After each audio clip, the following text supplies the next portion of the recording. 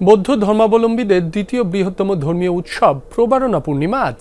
এই উপলক্ষে বন্দরনগরীর বিহারে বিহারে রয়েছে নানা আয়োজন।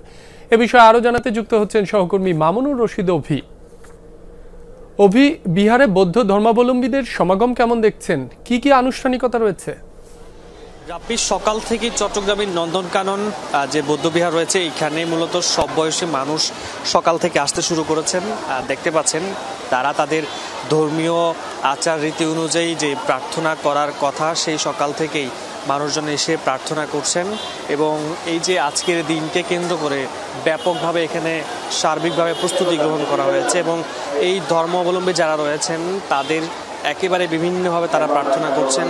হানাহানি মুক্ত একটি অসাম্প্রদায়িক বাংলাদেশ বিনির্মাণের ক্ষেত্রে প্রার্থনা করছেন এবং মানুষের যে ভেদাভেদ ভুলে আগামী দিনে সুন্দর সাবলীলভাবে যেন তারা বসবাস করতে পারেন সেই প্রার্থনাটুকুও করছেন। এবং সকাল থেকে আমরা দেখেছি পঞ্চশীল অষ্টশীল তাদের ধর্মীয় রীতি অনুযায়ী যে সমস্ত জিনিসগুলো গ্রহণ করার কথা সেগুলো কিন্তু তারা গ্রহণ করেছেন। আমরা একজন ভক্তের সাথে কথা বলতে চাই।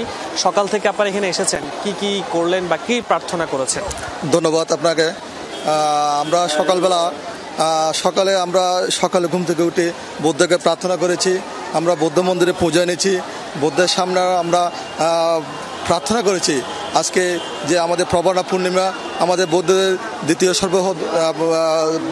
পূর্ণিমাটা আমরা চাই সমাজে এবং দেশে আমাদের প্রবারণার পূর্ণিমার ঐতিহ্য এবং শান্তি ছড়িয়ে পড়ুক।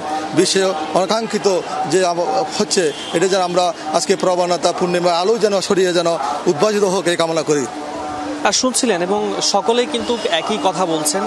তারা আজকেই বিকালে কিন্তু তাদের আরেকটি পর্ব রয়েছে, সেখানে ফানুস উড়ানোর কথা রয়েছে এবং সেখানটায় কিন্তু একেবারে তারা জমজমাটভাবে সেই ফানুসটি প্রতি বছর উড়িয়ে থাকেন এবং সেই প্রতি বছরের মতো আজকেও কিন্তু একেবারেই নানান প্রস্তুতি তারা গ্রহণ করেছে। সবকিছু মিলিয়ে বলতে পারি রাব্বি, এই যে বৌদ্ধদের যে ধর্মীয় আচার রীতি অনুযায়ী সকাল থেকেই তারা বিভিন্ন প্রার্থনা করছেন এবং বিকালে অর্থাৎ সন্ধ্যার পরে কিন্তু তারা ফানুস উড়াবেন এবং ফানুস উড়ানোর মধ্য দিয়ে তারা তাদের আজকের যেই ধর্মীয় উৎসব সেটি শেষ করবেন। রাব্বি, অভি, আপনাকে ধন্যবাদ।